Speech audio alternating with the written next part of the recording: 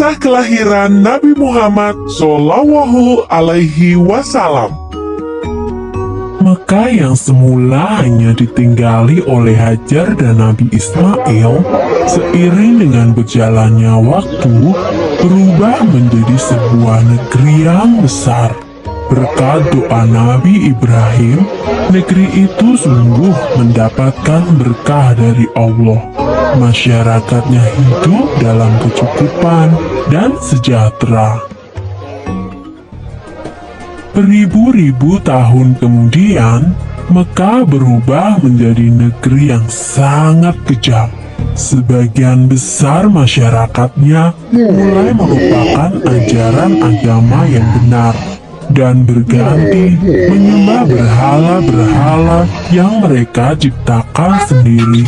Di antaranya adalah Zaman, Watan, Musyun, dan masih banyak lainnya.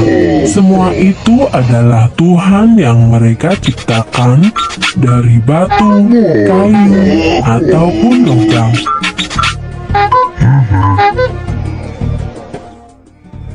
Bukan hanya Tuhan mereka saja yang berubah, sifat dan perilaku masyarakatnya pun juga berubah. Kaum Quraisy yang secara turun-temurun menguasai Mekah dan Ka'bah mulai membentuk kelompok masing-masing. Mereka sangat berkuasa dan kaya raya.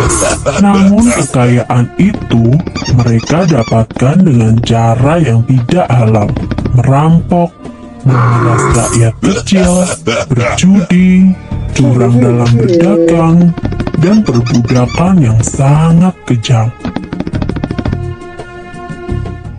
Kaum Quraisy menganggap harta adalah segalanya. Bagi yang memiliki harta paling banyak, dialah yang akan menjadi pemimpin.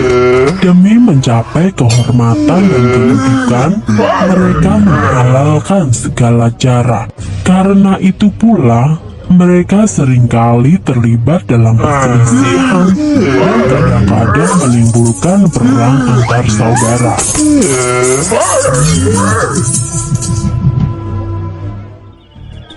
Zaman di mana kaum Quraisy hidup dengan cara yang kejam disebut zaman jahiliyah. Pada zaman itu, ada seorang wanita soleh bernama Aminah.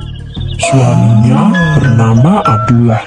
Pada saat Aminah mengandung, sang suami jatuh sakit dan akhirnya pun meninggal dunia. Aminah merasa sangat sedih karena harus hidup sendirian. Pada suatu malam, ia bermimpi melihat bulan jatuh ke pangkuannya. Menurut ahli tafsir mimpi, kelak anak yang dikandung oleh Aminah akan menjadi orang yang dihormati.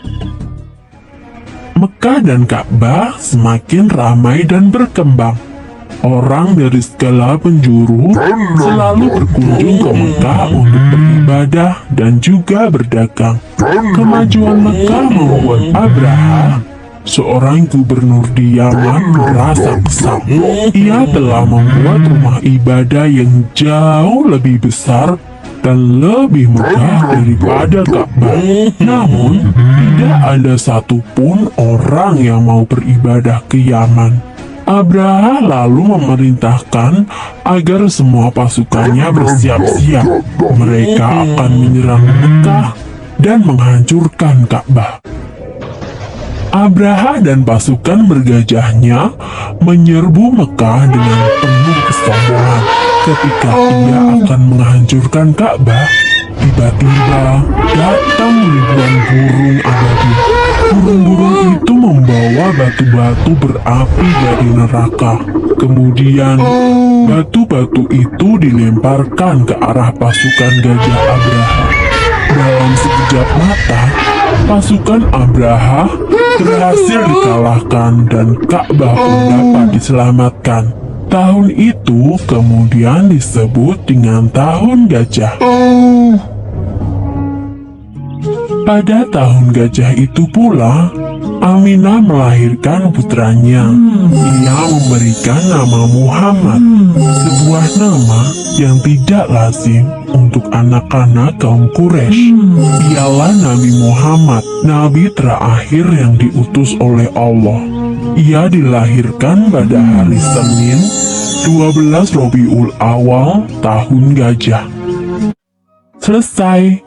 Sumber dalam Al-Quran terdapat dalam surat Al-Fil ayat 1-5 yang artinya, apakah kamu tidak memperhatikan bagaimana Tuhanmu telah bertindak terhadap tentara bergajah? Bukankah Dia telah menjadikan tipu daya mereka untuk menghancurkan Ka'bah itu sia-sia? Dan Dia mengirimkan kepada mereka burung yang berbondong-bondong, yang melempari mereka dengan batu berasal dari tanah yang terbakar. Lalu Dia menjadikan mereka seperti daun-daun yang dimakan ulat.